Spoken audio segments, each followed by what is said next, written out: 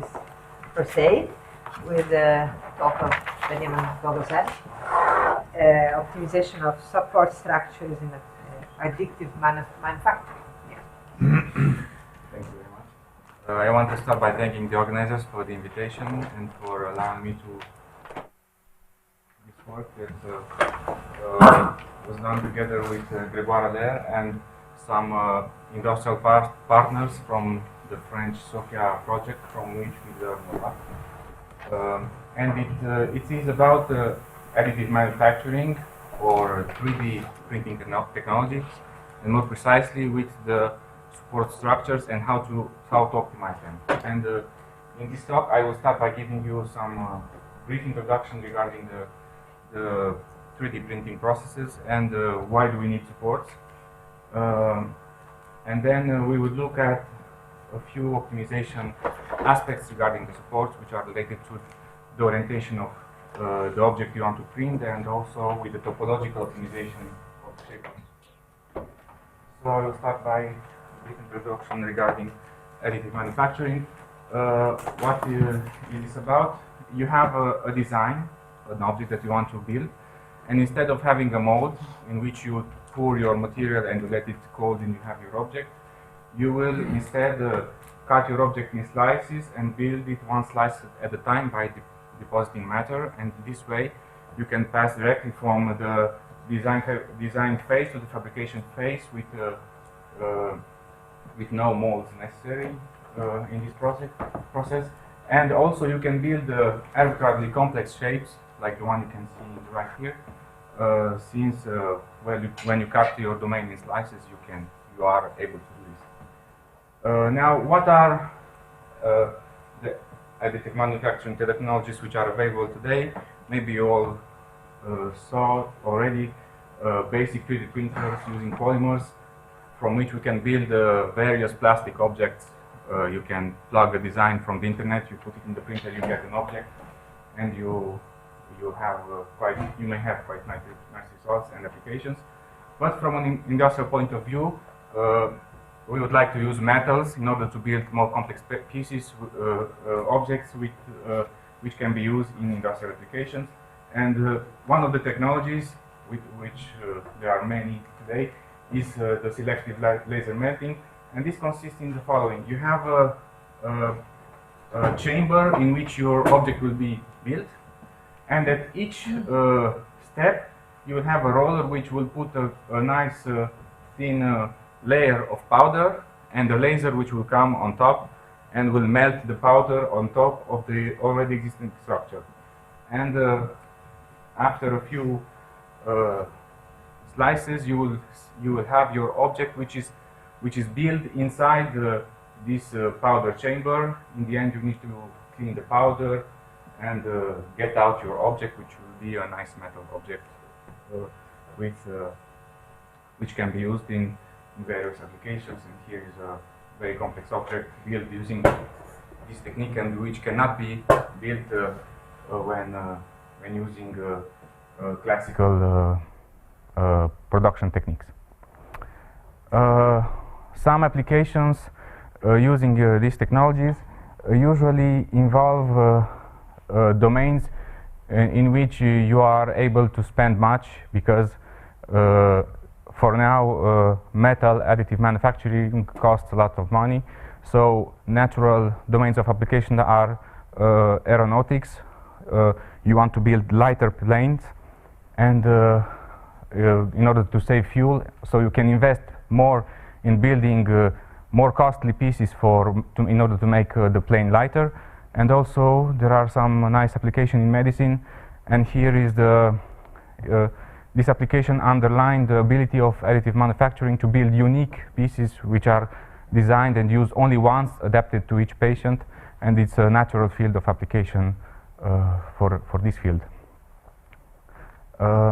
Now, we said that we can build arbitrarily complex objects, but the fabrication process may fail if you do not respect certain things related to facts that happen during this process. And you don't want the process to fail, because the machines cost a lot. So impression times cost a lot, and also you have a material consumption, but most of the cost is the time, since you can imagine that an SLM 3D printer costs about $1 million, so you would like to use that as efficiently as possible. And classical aspects are related to almost horizontal surfaces, which we will call overhangs from now on. And these kind of surfaces cannot be built directly, and they will give a product which is failed or which has bad quality. And you don't want to have errors at the intermediate stages, because everything that comes on top of something which is wrong will be also wrong.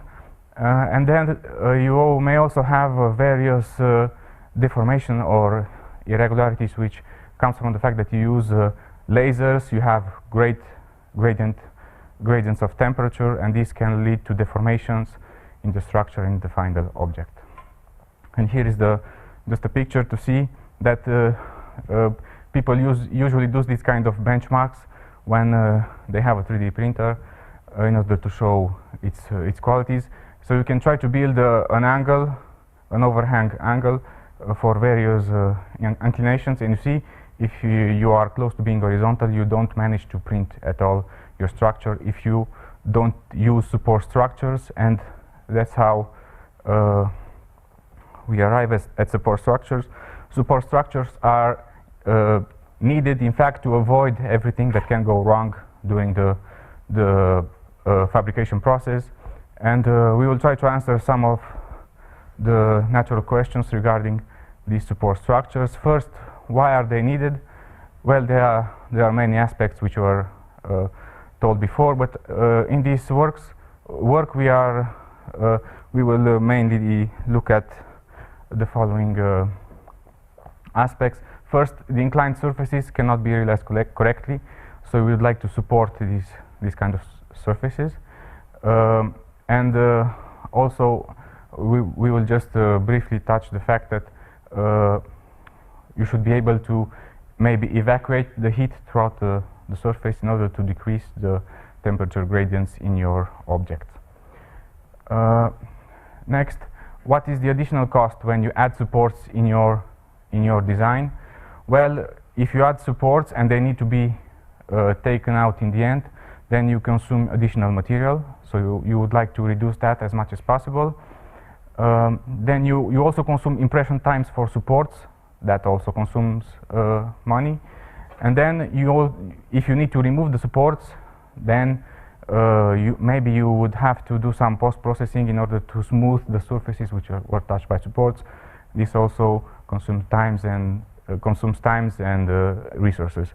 So it's desirable, as expected, to reduce the quantity of supports as much as possible, and optimizing their shape is interesting. Now, how are the supports generated today? Well, basically, the engineers have their own database of supports from which they pick what is interesting for their applications, and they are many times built by trial and error or by hand, by just the experience of the engineer which works on the machine. And there are also software which begin to appear, which generate supports, but which are mainly generated using geometric criteria, like look where are the overhang surfaces and put vertical supports all over the place. And in the supports you may have full supports or supports which are meshed like this. So you may imagine that the supports and the object may have different material properties because of this fact.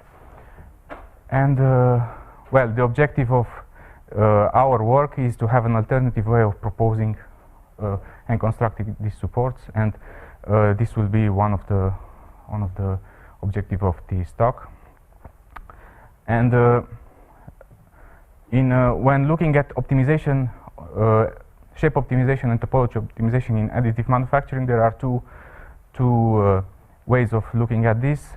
You may try to design your shape in order to not have the need of supports, and this is a great area of interest nowadays. but you may also have complex shapes that need to be fabricated, and you cannot change them. So you need to adapt your supports and choose your supports as best as possible when you are given a design that you cannot modify. So this is the approach that we will be taking in the following. And it is natural to see that if you orient the shape differently, you will have different supports that need to be added. So natural questions which is related to the support is, what is the best orientation of the design in order to minimize or optimize the quantity of supports which you need to add. Then how to decide where to put the support, and how to devise cost functions which are relevant in this case in optimization processes. And as one of the industrial partners told us, if you have a fixed design, choosing the orientation and the support is really essential in order to have a good final result. So these two aspects are really important. Now, what will I will be presenting in the following. First, I will look at how can we optimize the orientation and how can we choose relevant criteria for this. Then I will pass to shape and topology optimization by looking first at some simplified models which can be computationally accessible, because you need to keep in mind that from an industrial point of view, people don't want algorithms which give you result in more time that is needed for the object to be fabricated. So you should be able to obtain your result in a few hours. If your algorithm takes a few days, then they are not interested in this. But we will also talk about more complex model and tell how they can be implemented, but we will not insist too much on this. So let's get to the optimal orientation part, and what are the relevant criteria related to the supports. First, as I said before, it is natural to see that if you have two shapes, you take two orientations, you have two different types of supports that you need to add, because the regions which are in overhang, the regions which are almost horizontal, change when you rotate your shape. Now, what are the criteria that we looked at, and why are they relevant? First, we look at the area of surfaces which need to be supported. So the areas which are almost of the surfaces which are almost horizontal. This is a natural criterion, because you may imagine that if you have few surfaces which need to be supported, then you have a lower volume of support. And also, in some applications, you may not want to touch your design by many supports in order to need to make post-processing interventions in the end. So you would like to limit the area of surfaces that need to be supported. Next, you would like maybe to minimize the projection of your shape on a certain plane, and we will talk about it a bit later. The next one, minimization of the volume, is relevant in, as I said, you would like to minimize the quantity of the supports in order to minimize the cost. And also, there is an interest to have access to the supports from the exterior in order to remove them, and we will see how can you do this also. So in this phase of the talk, I will not be optimizing the shape of the supports. I will just be looking at the optimal orientation. And I will go quite fast over this, because these are, well, the ideas are in order to optimize the orientations with respect to these quantities is quite natural, and the formulas are quite known if you think a bit, and I will not insist much on this. So first, if you want to minimize the projection, you have a straightforward formula. In my talk, when you see the vector d, it will be the opposite of the build direction. That will be the, for example, here you have a vector pointing downwards. And you can see that if you take the scalar product of the outer normal with this vector, if you have something which is positive, then you will be in an overhang region. And the formula for the projection is the integral of the positive part of a scalar product, which is quite easy to compute. And if we want, you can use a regularization of this term in order to have something which is differentiable, and you can also get an approximate gradient if you want. So here is just an example of computations. You can work directly with STL files which contain just a triangulation of the surface of your object that needs to be oriented, and you can quickly pinpoint a position where your projection on a certain plane might be minimal or close to be minimal. Next, the area of supported surfaces. This can also be calculated quite quickly. You just need to integrate on your triangulated shape a characteristic function of the region where you are in overhang, and you can, doing a bit of simple computations, you can see that the region in overhang can be characterized by this kind of a scalar product inequality. And then here also you may use an approximated gradient in order to get a regularization procedure in order to get an approximated gradient, and you can also do optimizations quite fast and find what is the optimal orientation which minimizes the area of regions which need to be supported. And in this process you may also penalize regions where supports are not wanted by just adding a penalization factor or a weight in your integral. This is quite easy to do.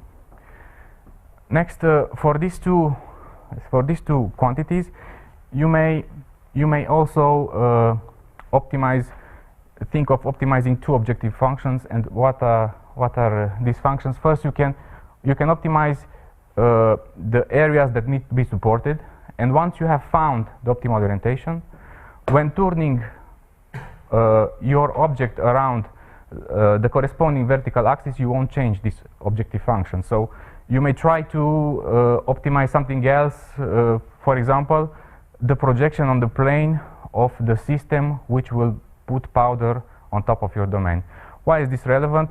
Because this system, this powder deposition system, as the industrial partners told us, may induce high friction forces on the shape to be printed and on the supports, and may move the shape and the supports and make the process to fail.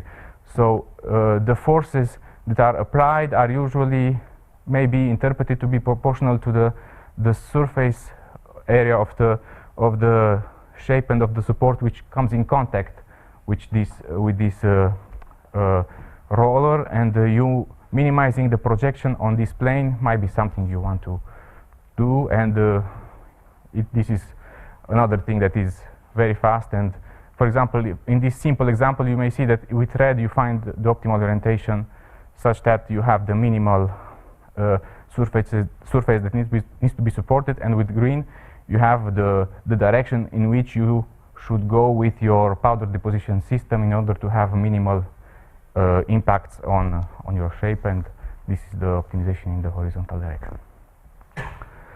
Next, you may try to optimize the volume directly, the volume under the surfaces which need to be supported, and these kinds of structures are this kind of support structures are what you can see in industrial software today. So they just look at where are the overhang regions and then go in the downwards direction until they meet either meet the shape again or they meet the base plate. So they generate supports like this, and you may want to look at what orientation gives the lowest volume of the supports when dealing with these kinds of supports.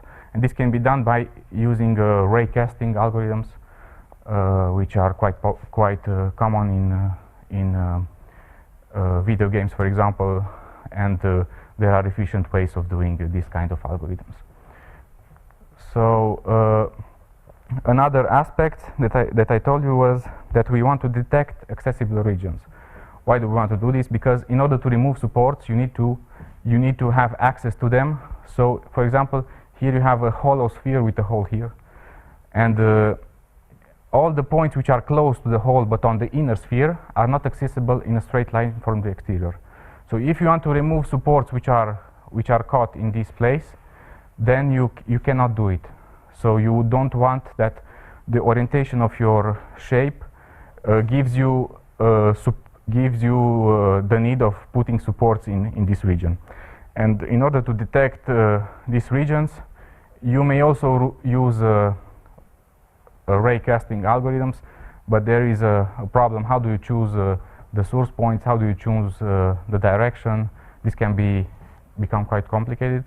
So we can imagine a simple mathematical formula for doing this, and let's imagine that you want to remove the supports, but from this region sigma, you have this region sigma from which you want to access all your supports. The shape omega is the shape you want to build, and then it is possible to look at if you have a point on sigma and another point on the boundary of omega. You may want to look at what is the shortest path going from x0 to y0, but which does not intersect omega. And this kind of object, this kind of distance, can be found using a certain sign distance function related to, for example, a small ball centered around x0. So how can you see then if a point is accessible or not? Well, if the distance which avoids omega is bigger than the distance between the 2 points, then your point is not accessible. And you would like to do this for every point on sigma, and therefore you arrive at a mathematical formula which looks quite nice. So you would like to a point on the boundary of omega will be accessible if the value of this function at that point is 0. And numerically you can do this quite efficiently using sign distance functions, and here are some results for simple domain, but this is just for illustration purposes. So here the set sigma is the upper part of the boundary, and the shape is the red one, obviously. So we just do use a discretization of the observation set, and then compute the function which was defined previously, and then you can find with black are the regions where this function is strictly positive. So from this these black regions are not accessible when looking from the top of your domain. And here you have an opening which is smaller, so you see that the inaccessible regions are more important in this case. So this is just an idea, a work in progress, and we would like to investigate more this function, maybe even use it to optimize the shape in order to avoid inaccessible regions. So to conclude this part on the optimization of the orientation, we presented some criteria which were mainly related with the supports, and from practical point of view, the importance of this criteria depends on the application, because in some applications you would like to have,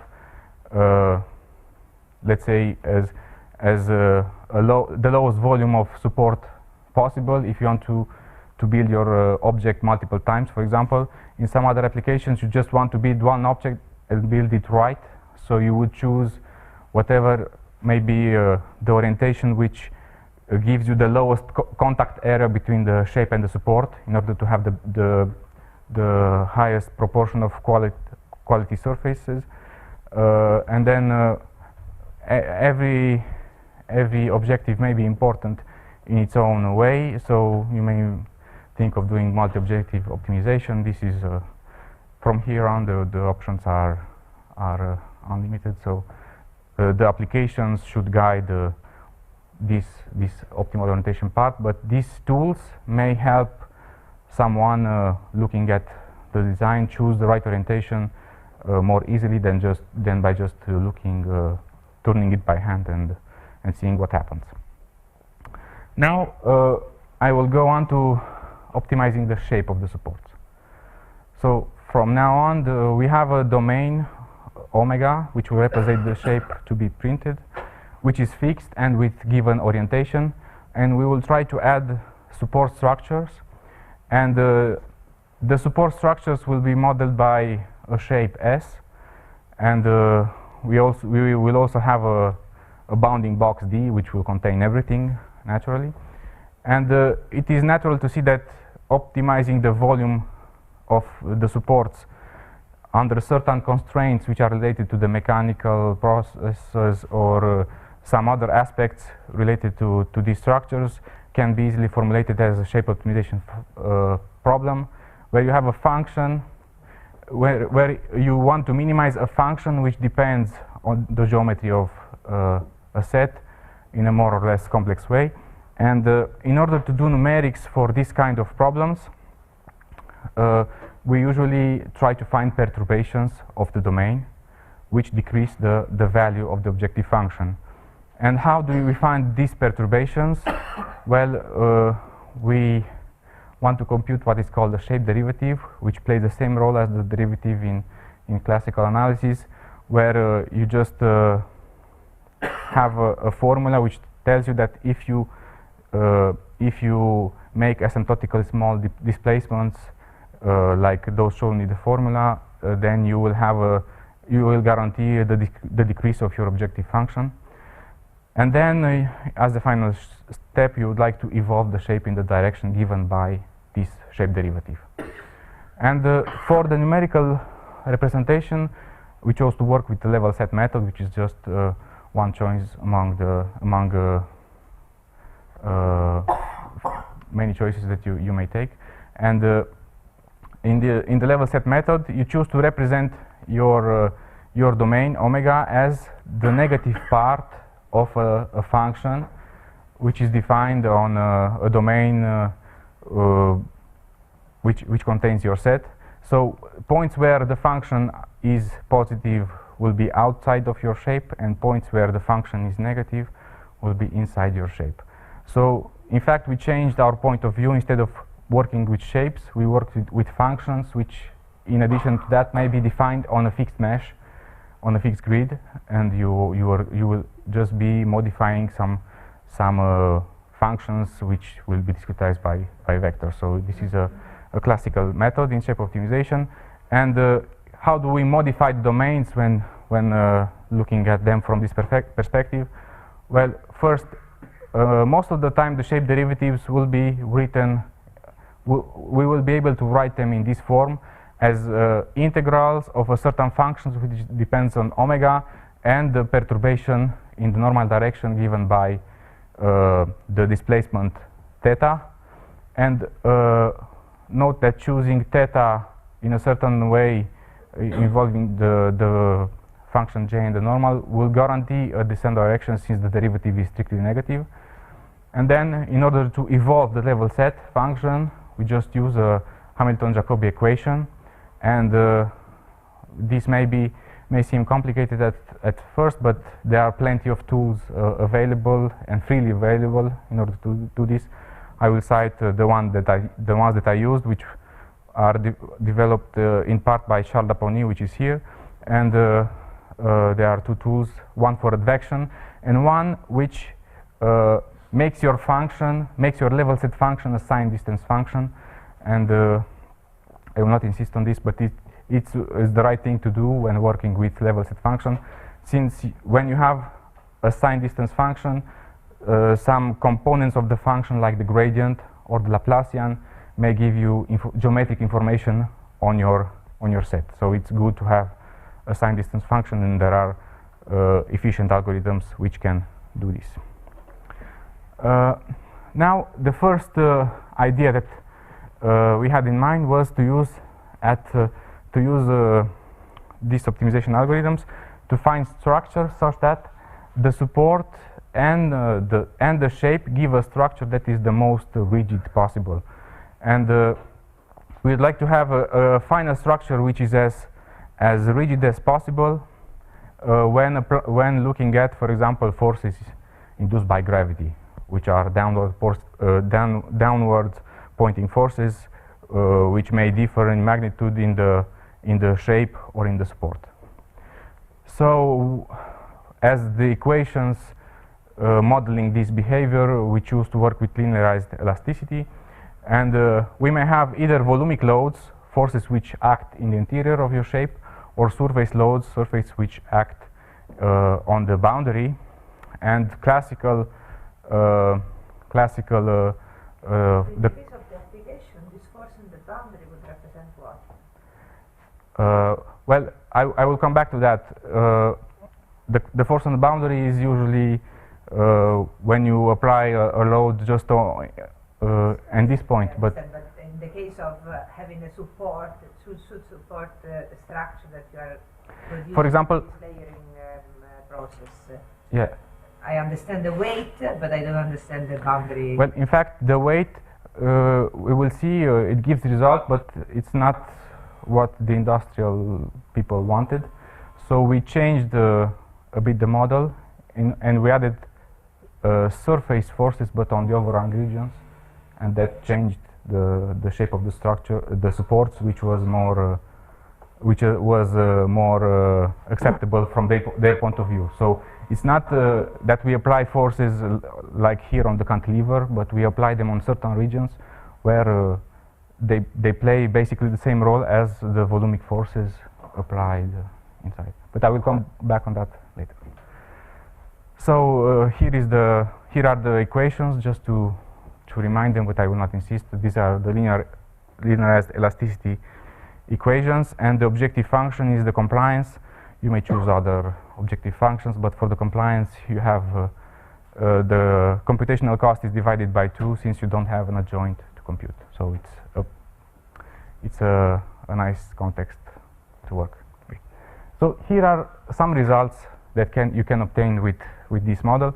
The shape here is an MBB beam, and you have with gray the initialization of the support, and after the optimization process for where we have an elasticity problem with vertical gravity forces acting in the black shape, for example, we get this kind of gray structure as supports, and they behave as we expect them to do, like vertical bars placed all over the place, supporting the overhang regions especially. So this is a 2D example. We can do this in 3D also. This is a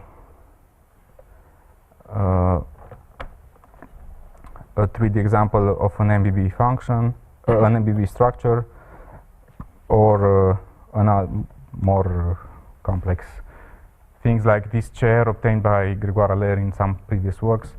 So we just try to add the supports to these kinds of object, and when looking at the results, you see that they are according to intuition. We have supports which distribute on the overhang parts. The computation cost is reasonable when we work in this context, and it can even be improved if you know how to do parallel computations. But I will first tell you how we can try to improve this model, and then how can we do to improve it again in order to reach the things required by the industrial people. So first, you see that the overhang parts are supported, but there are quite a few regions which are not supported, quite a few horizontal regions which are not supported. So what Grégoire Allaire and his collaborator did previously when trying to avoid overhangs in structures were to use a layer by layer procedure, where you don't look only at the final shape, but you also look at the intermediate shapes. And this is natural from a modelization point of view, since when you add the actual slice of your domain, you add it on something which already exists. So you may just consider the problem of the actual structure resisting to adding something on top of it. So this comes as a sequence of many linearized elasticity problems, one for each layer of your domain, and then you can do computations regarding the optimization for multiple slices. Here you have the same computations for 10 slices and for 50 slices, and you see that the results are similar to what we had before, but you have a more uniform distribution of the support points on the overhang regions. It's still not perfect, but it's a bit better than before. You can also do this in 3D, for example, and you can see already the difference from the 5 and 10 slices. Here you have the result for 5 slices. When you add 10 slices, it adds additional structures which support this horizontal plate, which before was not as supported as well as it should. Now it is also possible to optimize simultaneously the shape and the support if you want. The difficulty is that you will have to solve some PDEs which model the behavior of the shape under the loadings for which it is designed to work, and some other PDEs for the support, and you may have different shape derivatives regarding on what part of the boundary you are. And I will not enter into details. I will just show you how does this look like. So you have you may do simultaneous optimization of the shape and the supports. And I checked after doing this computation and optimizing the supports alone using the previous algorithm for the final black shape of an MBB beam that you can see here, actually gives a result which is worse than this one, which was obtained by simultaneous optimization. So this might be of interest for future work. And all of this and yet more models can be found in a paper that we did with Grégoire Allaire. And among others, you may see some aspects regarding the heat equations, where we just look at the heat equation instead of the elasticity. We may combine the two. We may compare different orientations. We may do many things regarding this, but I will not insist. I would like to go on to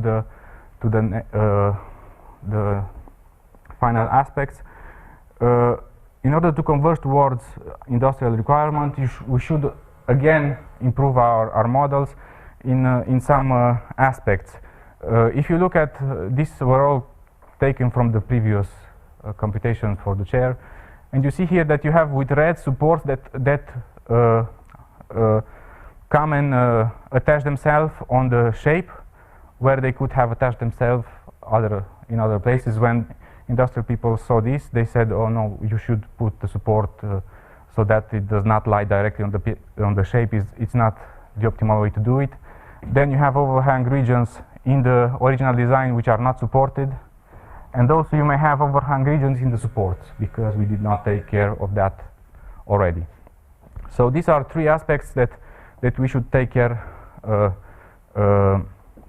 in order to have a more useful algorithm from the industrial point of view. And I will briefly pass over the penalization of the contact surface because the functional is obvious.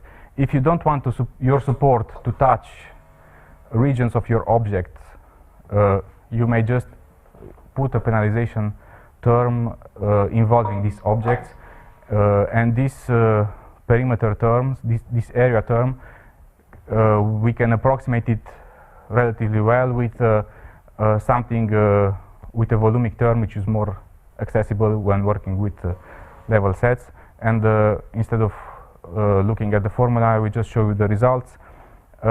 Here I would just put a section from a shape, and if you add supports without penalization, you may have contact between the support and the shape, which can be avoided with penalization. It's even more obvious in dimension 3. With blue, you have one part of your shape which may be fully inside the support if you don't take care of it, and if you add the penalization term, you may have the support which goes around your shape and separates, gives you something which does not have unnecessary contact between the two. Next, we would like to support overhang regions in the initial design. And how do you do this? And here we come to the usage of surface loadings, but not on any part of the object, but only on the overhang regions. So you have an initial design, and you search for the overhang regions, and then you apply here vertical loadings which model the gravity, but then they can also be seen just as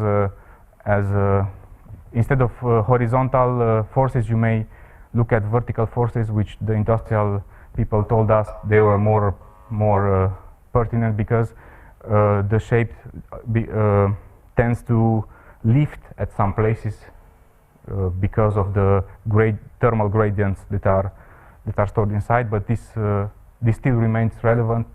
Changing the sign of the forces does not change the solution or the compliance. And in order to solve this kind of problems, we need to have an exact mesh of the inside and the outside of your mesh of your shape, and it is possible to do this using free tools available. For example, MMG or FreeFem allows us to build this kind of meshes, and here is a mesh where you can clearly see the inside and the outside part of your object, and the supports will lie in the outside part. So here are some results using this model, where the overhang forces are on the inclined regions, and the angle of inclination is chosen 45 degrees. So all regions which are closer to the horizontal than 45 degrees are supported here. Then, of course, we may also do this in 3D. Here is another example that was obtained for a tube-like structure, for example.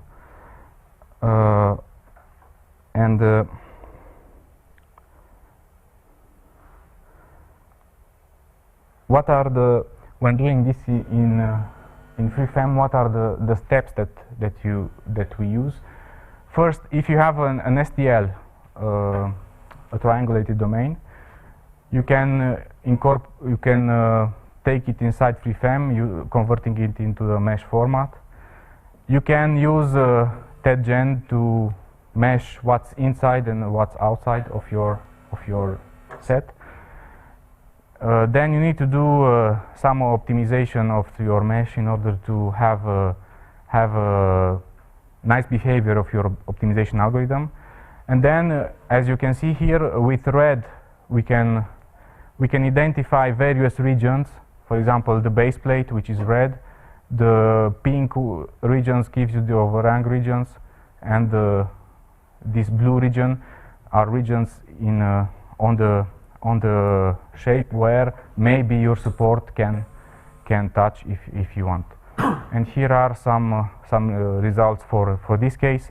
If you allow your support to fix on the object, that's one result that you can obtain. Now, maybe we would like to penalize this or to remove this contact. First, you may just try a naive approach of removing the Dirichlet regions which are on your object.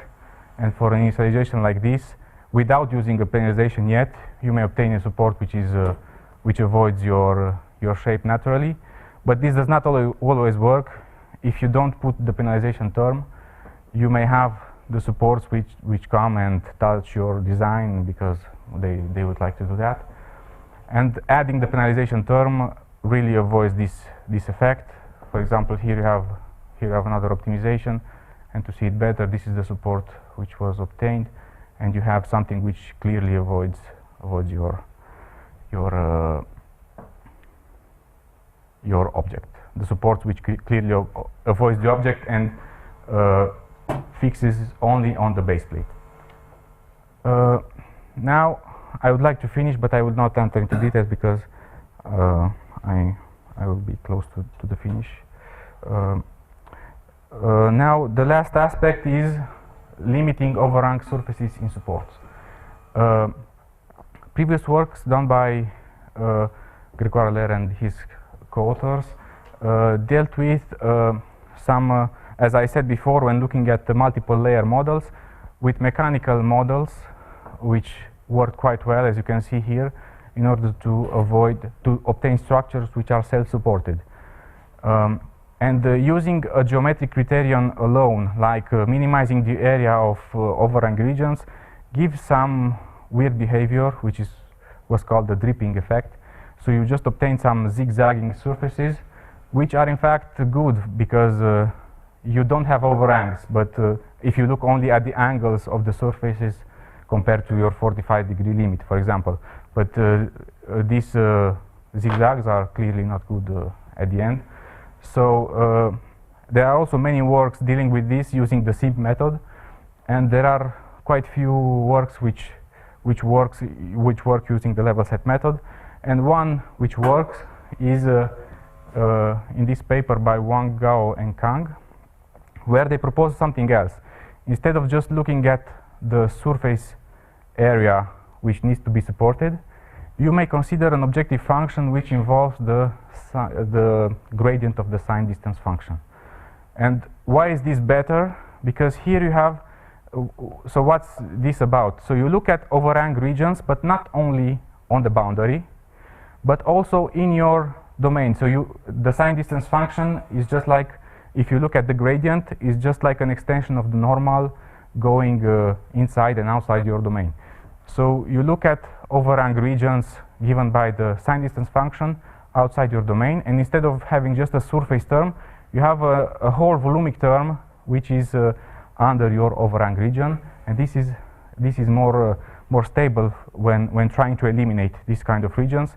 And zigzag, sorry about the drawings, it's just I did not have the time to do them properly. But if you have a vertex pointing downwards in your shape, this is not good for this new functional, because when looking at the gradient of the sign distance function at this vertex, you will have a whole region where you will produce overhangs.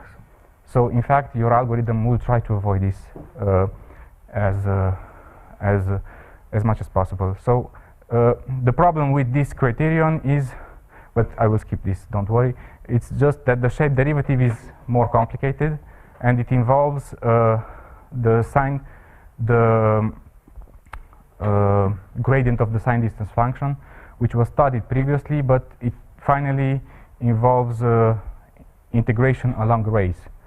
So the solution, which was proposed by a student of Grégoire recently and by Charles Dapony, is to have a variational formulations which allows you to compute this, but I will skip it. It's just something quite long but magical, which in the end, if you plug in the right V, will get you exactly the right formula that you want for a shape derivative. The shape derivative of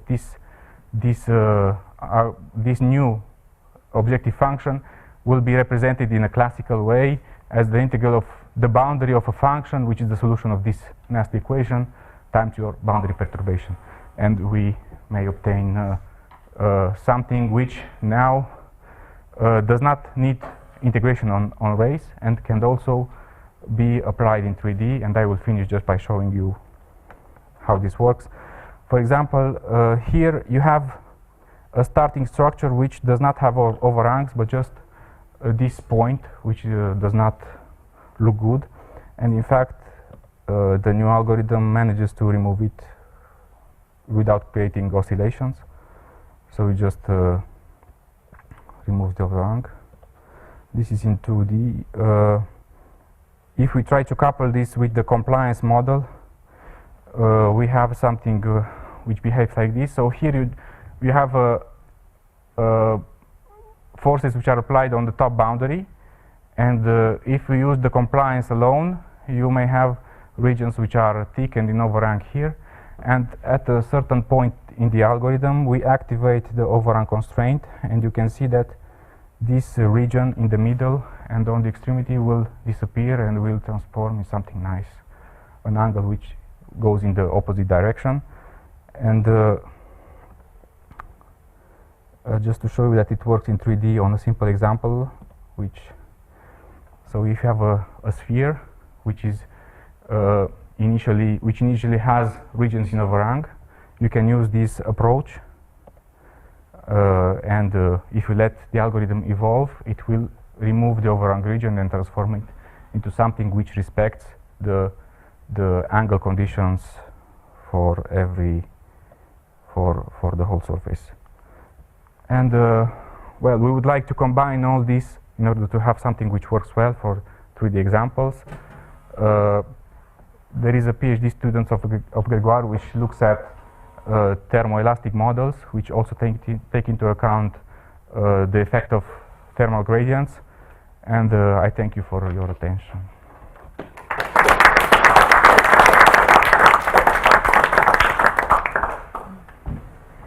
Questions?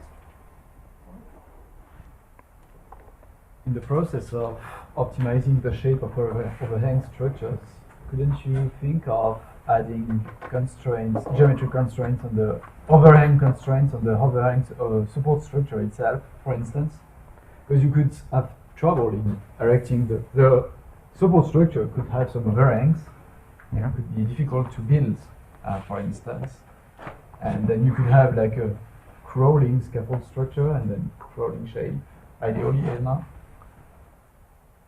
Because you ask no particular constraint about the scaffold structure when you optimize it, right?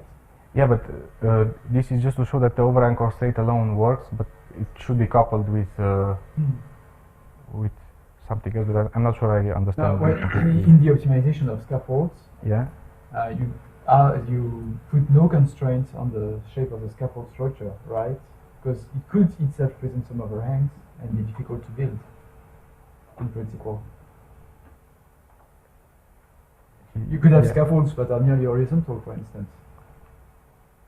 Yeah, but when not using this last constraint, yes. But when using this, you would not have those. Oh, for sure. But for the scaffold structure, I mean, I don't know if it's. I'm sorry, I don't understand the question. Okay, maybe we discuss.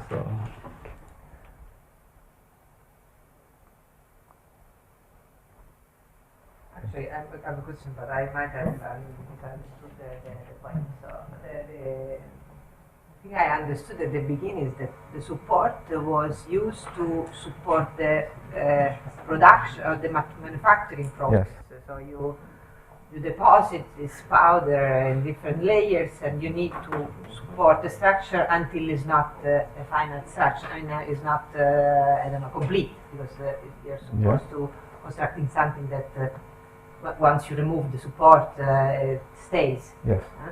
So I never saw in your presentation this. So I would expect the support that would evolve with the process of depositing powder. So I mean, well, I might have missed this point, but so I would say you start with nothing, and then you add some material, and this support should evolve with the structure that you produce or not. Well, no, because you will depose the support at the same time as your object. So for example, here the object is the tube that you see here. You have the support, and then you put multiple slices of. You put one slice of everything at the time. You build the support in the same time as your shape. So you said here you first have the shape, and then you find the support for that shape. Yes. But then how do you support the next step? So I don't know. But I might no, but it's the situation. this support is just made for this shape. I don't understand. You build the support at the same time as the shape. At the same time. Yes. So Yeah. you know, all the point of is multiple layer model compared to just the final is that indeed support should support also the intermediate shape. Exactly. So the multiple layer model is that the support must support all intermediate shape, while the simplest model is you build the support only for the final shape, expecting that it will be good for the intermediate shape Exactly, too, but exactly. maybe it's not. This was most the majority of the case were this. Yes. Yes, because the Be cheap. That's the problem. the problem is that we don't want to have multiple layer models from an industrial point of view, since you need to solve for each layer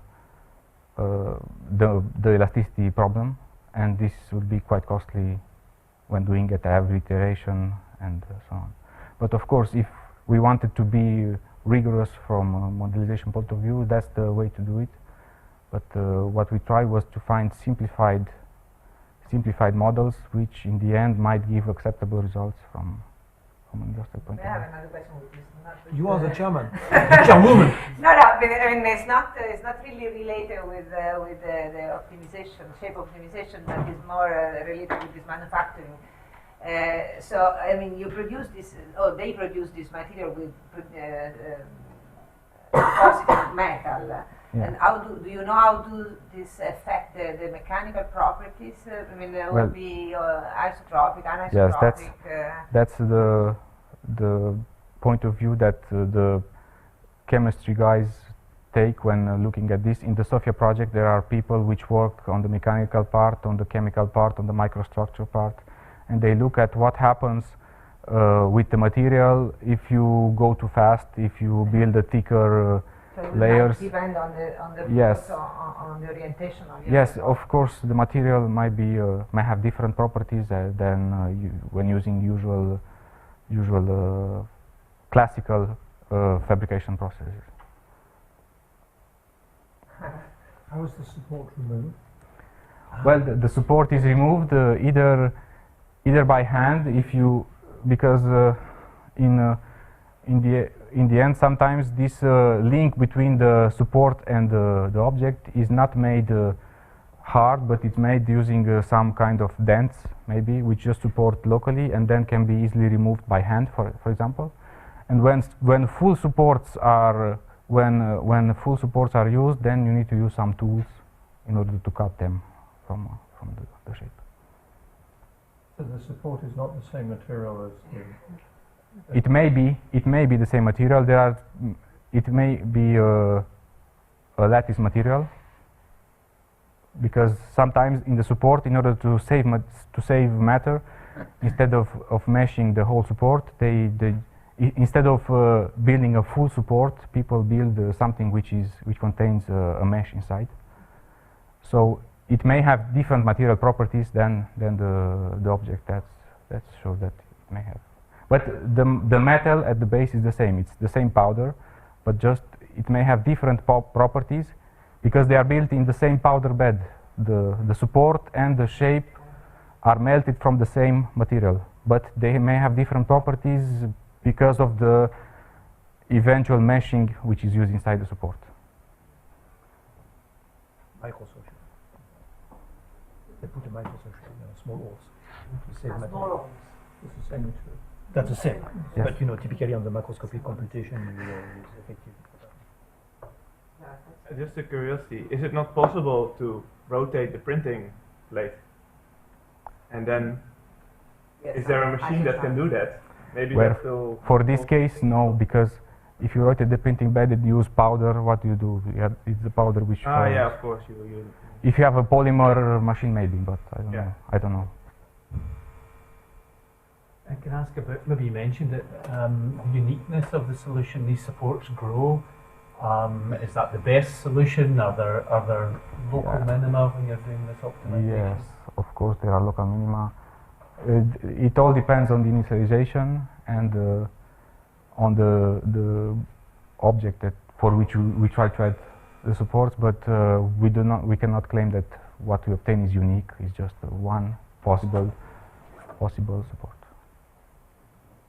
So going back to this answer, yeah, at some point you were optimizing two directions. One about the area of the projection that I thought was related with the support, and another one was with respect to the area on the projection on another direction, which you told was related with the direction of the rolling powder, which is now different from what you answered, because this, I mean, at least if I understood your answer now, you were saying that the powder should always be deposited horizontally. Yes, it's always deposited horizontally, but there is the same direction for the roller.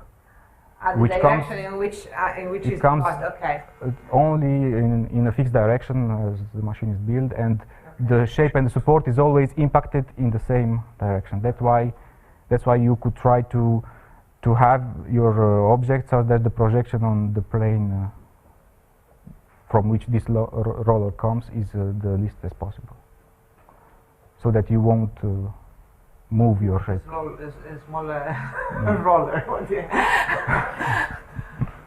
Okay. Are there some other questions? If not, let's thank you.